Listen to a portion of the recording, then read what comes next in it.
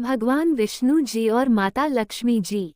एक बार भगवान विष्णु जी शेषनाग पर बैठे बैठे बोर हो गए और उन्होंने धरती पर घूमने का विचार मन में किया।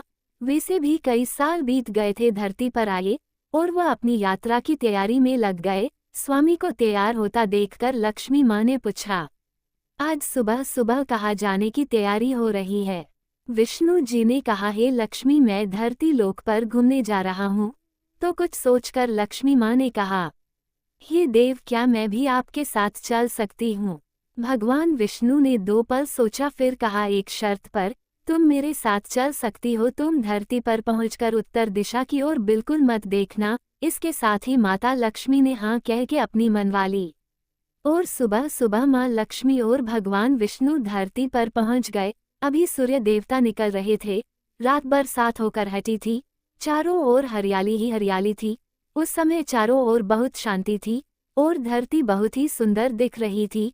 और माँ लक्ष्मी मंत्रमुग्ध होकर धरती को देख रही थी और भूल गई कि पति को क्या वचन देकर आई है। और चारों ओर देखती हुई कब उत्तर दिशा की ओर देखने लगी पता ही नहीं चला। उत्तर दिशा में माँ लक्ष्मी को एक बहुत ही सुंदर बगीचा नजर आया और उस तरफ से भीनी भीनी खुशबू आ रही थी और बहुत ही सुंदर सुंदर फूल खिले थे। यह एक फूलों का खेत था और माँ लक्ष्मी बिना सोचे समझे उस खेत में गई और एक सुंदर सा फूल तोड़ लाई। लेकिन ये क्या, जब माँ लक्ष्मी भगवान विष्णु के पास वापस आई तो भगवान विष्णु की आंखों में आंसू थे और भगवान विष्णु ने माँ लक्ष्मी को कहा कि कभी भी किसी से बिना पूछे उसका कुछ भी नहीं लेना चाहिए और साथ ही अपना वचन भी याद दिलाया। माँ लक्ष्मी को अपनी भूल का पता चला तो उन्होंने भगवान विष्णु से इस भूल की माफ़ी मांगी। तो भगवान विष्णु ने कहा कि जो तुमने जो भूल की है उसकी सजा तो तुम्हें जरूर मिलेगी। जिस माली के खेत से तुम नए बिना पूछे फूल तोड़ा है, यह एक प्रकार की चोरी है। इसलिए अब तुम 3 साल तक माली के घर नौकर बनकर रहो।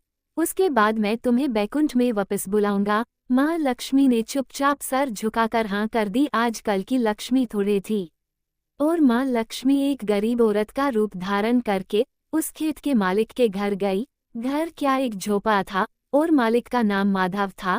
माधव की बीबी, 2 बेटे और 3 बेटियां थी। सभी उस छोटे से खेत में काम करके किसी तरह से गुजारा करते थे।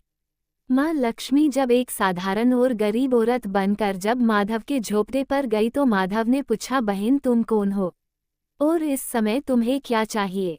तब माँ लक्ष्मी ने कहा, मैं एक गरीब औरत हूँ, मेरी देखभाल करने वाला कोई नहीं। मैंने कई दिनों से खाना भी नहीं खाया, मुझे कोई भी काम दे दो, साथ में मैं तुम्हारे घर का काम भी कर दिया करूँगी। बस मुझे अपने घर में एक कोने में आसरा दे दो।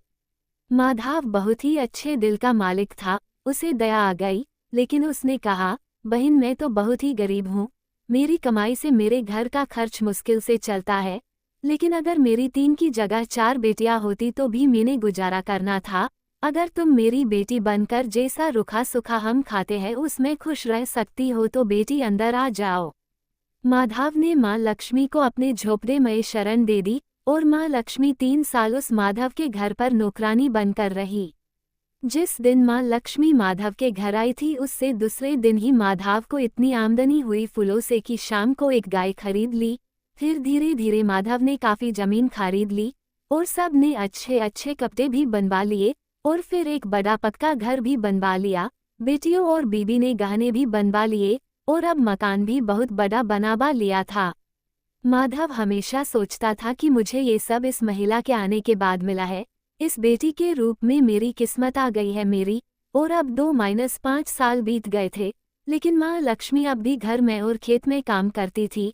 एक दिन माधव जब अपने खेतों से काम खत्म करके घर आया तो उसने अपने घर के सामने द्वार पर एक देवी स्वरूप गहनों से लदी एक औरत को देखा।